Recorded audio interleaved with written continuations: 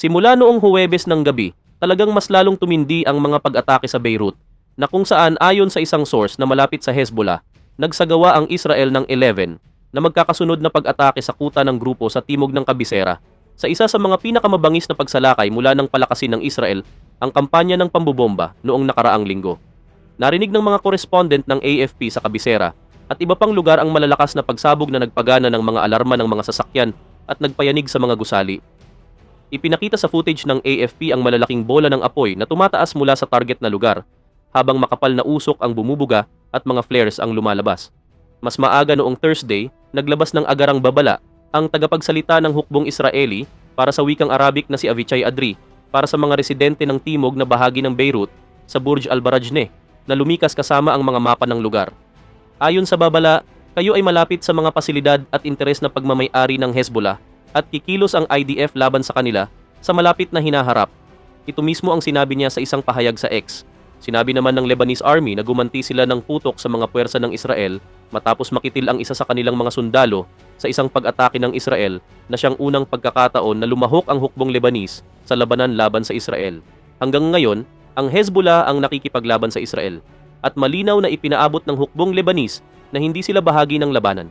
Itinanggi din ng hukbong Lebanese ang mga paratang na umatras ang kanilang puwersa mula sa hangganan bago ang pagsalakay ng Israel sa Lebanon noong Lunes ng gabi. Sa isang post sa X, sinabi ng hukbong Lebanese na gumanti ng putok mula sa mga pinagmumulan ng pag-atake matapos targetin ng Israel ang isang installation ng hukbo sa nayon ng Bint Chebil sa hangganan ng Lebanon.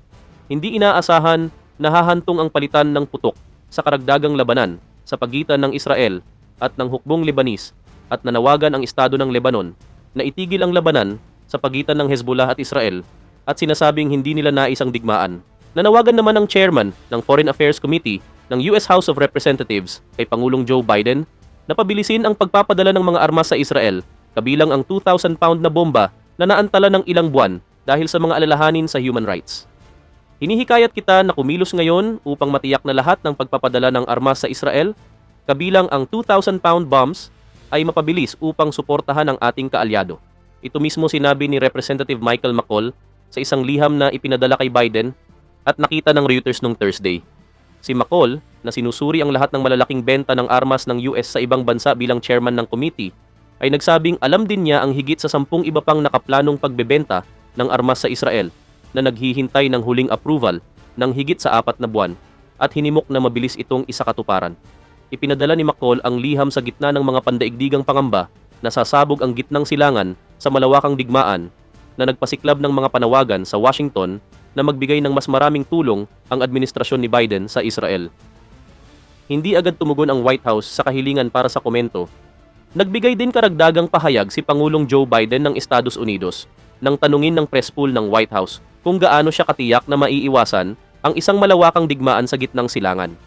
Nang tanungin kung magpapadala siya ng mga tropang Amerikano upang tumulong sa Israel, sinabi ng Pangulo, "Nakakatulong na tayo sa Israel. Poprotektahan natin ang Israel." Dagdag pa dito, nang tanungin kung bakit hindi pa siya nakikipag-usap kay punong ministro ng Israel na si Benjamin Netanyahu nitong mga nakaraang araw matapos niyang sabihin na gagawin niya ito noong linggo, sumagot ang Pangulo at sinabi na dahil walang aksyon na nangyayari ngayon.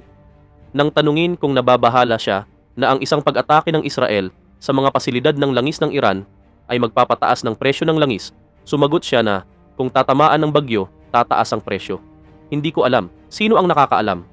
Ayon naman sa media ng Israel, si Hachem Safieddin, ang inaakalang susunod na pinuno ng Hezbollah, ang target ng mga airstrike ng Israel sa Dahiyeh, timog na suburb ng Beirut, ating gabi noong Biyernes. Si Barak Rabid ng Axios, na binanggit ang mga source ng Israel, ay nagsabi na si Safieddin ang target ng pag-atake noong Biyernes ng gabi. Si Safieddin, ang pinuno ng Executive Council ng Hezbollah, ay itinuturing ng mga analyst bilang pinakamalamang na kandidato upang palitan ang dating Secretary General ng Hezbollah na si Hassan Nasrallah, na nakitil ng mga airstrike ng Israel sa Dahiyeh noong nakaraang linggo. Ang mga pag-atake noong Biyernes ay kahalintulad ng mga pagsabog na kumitil kay Nasrallah, na may sunod-sunod na malalakas na pagsabog na yumanig sa Beirut. Malalaking pulang ulap ng usok ang nakuhanan ng larawan na nagmumula sa lugar ng mga airstrike. Iniulat na gumamit ang Israel ng maraming 1,000 pounds bunker buster bombs sa pag-atake nito noong nakaraang linggo na nag-iwan ng mga crater na may lalim na maraming metro. Patuloy naman na tinatanong ng mga reporter ang tagapagsalita ng US State Department na si Matthew Miller tungkol sa pinakabagong mga pag-atake ng Israel sa gitnang silangan. Nang tanungin siya ng gaano katagal nila maaaring panatilihin ang ganitong uri ng level ng pag-atake sa Lebanon, sumagot si Miller na batid ng Washington ang mahabang kasaysayan ng Israel ng mga limitadong operasyon na nagiging mas mahahabang labanan. Imposibleng malaman at imposibleng hulaan kung ano ang magiging resulta ng labanan na nagaganap sa timog ng Lebanon sa mga susunod na araw. Masasabi ko na kaming lahat dito ay may kamalayan sa mahabang kasaysayan ng Israel na naglulunsad ng mga inilarawan noon bilang limitadong operasyon sa kabila ng hangganan ng Lebanon na nauwi sa isang bagay na mas malaki, na nauwi sa ganap na digmaan at paminsan-minsan ay occupation. Nang tanungin kung tinitiyak ba ng Israel ang tamang pag-iingat upang maprotektahan ang mga medical workers matapos ang pagkakitil ng Sham sa isang Israeli airstrike sa isang health center sa Beirut noong Huwebes, sinabi ni Miller na hindi siya makapagbibigay ng assessment tungkol sa pinakabagong mga pag-atake ng Israel. Idinagdag pa niya na matapos suriin ang mga pag-atake ng Israel sa Gaza nitong nakaraang taon, natagpuan namin na makatwirang sabihin na sa ilang pagkakataon ay nilabag ng Israel ang international humanitarian law. Hindi naman bababa sa 18 katao ang nakitil sa isang refugee camp sa West Bank ayon sa Palestinian Health Ministry, kasunod ng isang airstrike na inangkin ng militar ng Israel na kumitil sa isang lokal na leader ng Hamas. Isang source mula sa Palestinian Security Services ang nagsabi sa AFP News Agency na ang pag-ataking ito ang pinakamarahas sa West Bank mula noong 2000. Ayon sa mga saksi, maraming mga biktima o civilian ang nasa hospital, kabilang na dito ang isang ina at 2 anak na nakitil sa pambobomba. 18 ang nakitil matapos ang pambobomba sa Tulkarm camp ng mga puwersa ng occupation.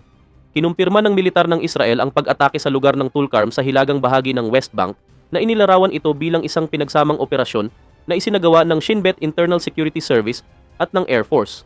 Ayon sa isang maikling pahayag mula sa militar, sinabi ng militar ng Israel na ang pag-atake ay kumitil sa isang leader ng Hamas na si Zahi Yasser Abd al-Razek Ufi at sinabing kabilang sa mga nakitil ang iba pang operatiba na aktibo rin sa Hamas. Inakusahan ng hukbo si Ufi ng paglahok sa maraming pag-atake sa West Bank at sinabing siya ay nagpaplano ng isa pang pag-atake. Ayon din sa mga residente, inukupa ng Israel ang West Bank mula noong 1967 at regular na nagsasagawa ng mga pagsalakay ang kanilang mga puwersa sa mga komunidad ng Palestinian, ngunit ayon sa mga residente, ang kasalukuyang mga pagsalakay at mga pahayag ng mga opisyal ng Israel ay nagpapakita ng paglala ng sitwasyon.